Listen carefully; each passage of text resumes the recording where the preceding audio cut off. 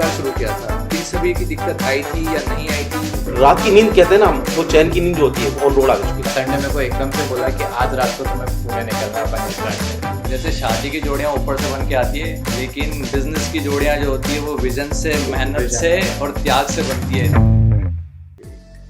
तो अर्पित जी, जैसे सर ने बताया कि सभी चीज़ें वो एंड टू एंड सॉल्यूशन, पूरा टॉपिक, तो आपने रिसर्च एंड डेवलपमेंट आपने किस तरीके से, मतलब एक प्रोडक्ट तो बनाना, आप तो इंजीनियर्स हैं, अब उसकी पैकिंग और फिर उसका सब कुछ, मतलब पूरा टर्न की सॉल्यूशन जिसे बोलते हैं शुरू से लेकर एंड तक, हर एक प्रोडक्ट पे आपने रिसर्च करी है इसके लिए, या फिर लगभग सबके सेम ही थे, या फिर कैसे उसको मैनेज करा है इतना? हर एक प्रोडक्ट पे रिसर्च भी की है, प्लस सर का प्रैक्टिकल एक्सपीरियंस जो पास्ट का था वो काम आया। इन शॉर्ट टर्म आप हमें यूँ कह सकते हो कि हम इवेंट मैनेजर हो गए मशीन लाइन के, क्योंकि हमने एज ए क्लाइंट सोचा सबसे पहले चीज। आज मैं कोई चीज अपने घर के लिए प्रोक्योर करने जा रहा हूँ, तो मैं एज ए क्लाइंट पहले वो मशीन बेचने से पहले खुद सोचता था। हम आपस में डील भी दोनों ऐसे करते थे, जब हम स्टार्ट करते थे ना, me being client, sir sell करते थे कि क्या क्वेश्चन एज ए क्लाइंट आएंगे।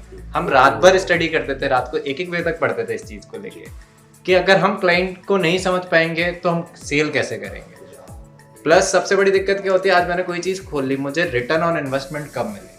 आज पैसा लगाएंगे, टाइम लगाओगे, तो हम वो भी चीज सोचते थे, ये चीज लगाएगा, इसका मार्केट किस एरिया में क्या है।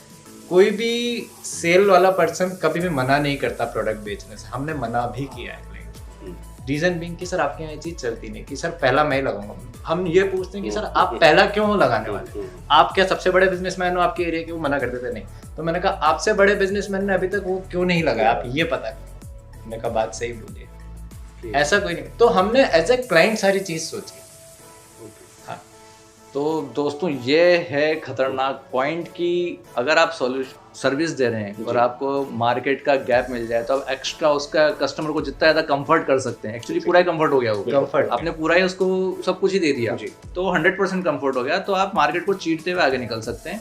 सेकंड, जितनी भी पॉसिबिलिटीज हो सकती हैं वो सब पहले देख के, तो बेसिकली रिस्क हुआ ही नहीं। ये तो वो वाला गेम हुआ कि आप अगर पहले से सारी चीज़ों का एनालिसिस कर लें और फिर अगर लॉन्च करें तो आपका रिस्क मैनेजमेंट कैपेबिलिटी बढ़ जाती है। रिस्क होता है, बस कैपेबिलिटी आपकी मैनेज करने की बढ़ जाती है। आज आप ये पूछ रहे हो कि कई लोग सोचते हैं हम वहाँ क्यों काम नहीं कर पा रहे, तो वो क्यों नहीं काम कर पा रहे, ये तो आप सोचो ना। रीजन भी, या तो कोई आपसे बड़ा आदमी है, वो ऐसा क्या दे रहा है जो आप नहीं दे सकते। करेक्ट। और दूसरी जो ईमानदारी वाली बात आपने बताई कि ऐसा नहीं है कि कुछ आ गया तो क्लाइंट आ गया तो उसको सब कुछ ही बेचने लग जाओ। उसको जैसे अपन आम भाषा में बोलते हैं चूना लगाना या चिपकाना, जो उसे बोलते हैं, ये गलत। आप चाहो तो ट्रेडिंग भी कर सकते हो, लेकिन हम लोगों ने अपनी कैपेबिलिटीज पे विश्वास किया and we always focus for the manufacturing, कि हम अपनी चीज को ही प्रस्तुत कर पाए मार्केट के अंदर। वो हमारा एक मेन मोटिव था। मतलब क्लाइंट को ही बताना कि आपके लिए सही नहीं है, ये बहुत हिम्मत की बात होती है, क्योंकि आपकी तो सेल जा रही है उसमें, है ना। वो बात की क्लाइंट, आप ये समझिए कि क्लाइंट अगर अनसक्सेस होता है तो यानी कि आप अनसक्सेसफुल हैं।